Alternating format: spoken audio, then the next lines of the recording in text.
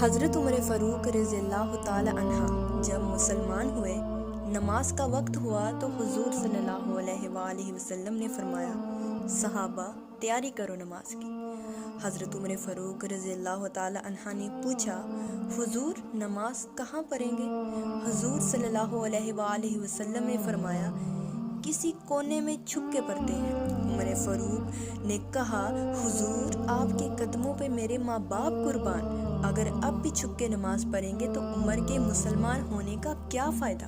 عمر فاروق نے کہا، حضور آج نماز کعبۃ اللہ میں پڑھیں گے۔ حضور صلی اللہ علیہ وآلہ وسلم نے فرمایا، عمر کفار کا بڑا دربار ہے۔ واہ میرے خدا! عمر فاروق گھوڑے پر سوار ہوئے، مکے کے کوچوں پہ جا کر، گلیوں میں جا کر اپنے گھوڑے پر سوار ہو کر چلتے ہوئے یہ اعلان کیا کہ مکے والوں آ جاؤ، آج میں کلمہ پڑھ کے محمد مصطفیٰ صلی اللہ علیہ وآلہ وسلم کا غلام بن کر آیا ہوں۔ آج ہم نماز کعبۃ اللہ میں پڑھنے جا رہے ہیں۔ اگر کسی نے اپنی بیویاں بیوہ کروانی ہو، کسی نے اپنے بچے یتیم کروانے ہوں تو آ جائے، عمر کے رستے کو روک کر دکھا دے۔ خدا کی قسم، جب حضرت عمر فاروق رضی اللہ تعالیٰ عنہ مسلمان ہوئے تو مکہ کے کافروں نے گلیوں میں نکل کر ماتم کیا کہ ہائے، آج آدھا مکہ ہم سے چھینا گیا۔ عمر فاروق واپس آئے، حضور صلی اللہ علیہ وآلہ وسلم سے کہا، اے میرے حضور، آپ آگے چلیں، میں آپ کے پیچھے چلتا ہوں، بیت اللہ میں نماز پڑھیں گے۔ میں دیکھتا ہوں کہ کس کافر کی جرأت ہوتی ہے کہ وہ ہمارا راستہ روکے۔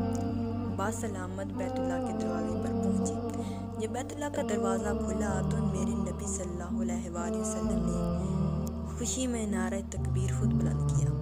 اللہ اکبر کی صدا پورے مکے میں گونج اٹھی۔ بیت اللہ کو بتوں سے پاک کیا گیا اور مسلمانوں نے کھلے عام عبادت کی۔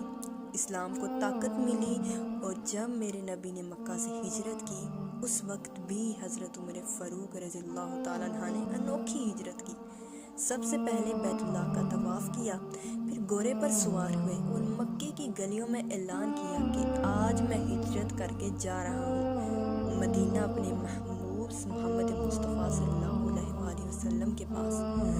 کسی کافر میں جرأت ہے تو عمر کے رستے کو روکے۔ اس عمر بن خطاب رضی اللہ تعالیٰ عنہ بے سلام بے شمار۔ سبحان اللہ! ایسی ایمان کو تازہ کرنے والی ویڈیوز کے لیے آپ اس چینل کو سبسکرائب کریں اور ویڈیوز کو شیئر کریں، تاکہ پوری دنیا کے مسلمانوں کو پتہ چلے کہ ہمارے صحابہ کتنے بہادر تھے۔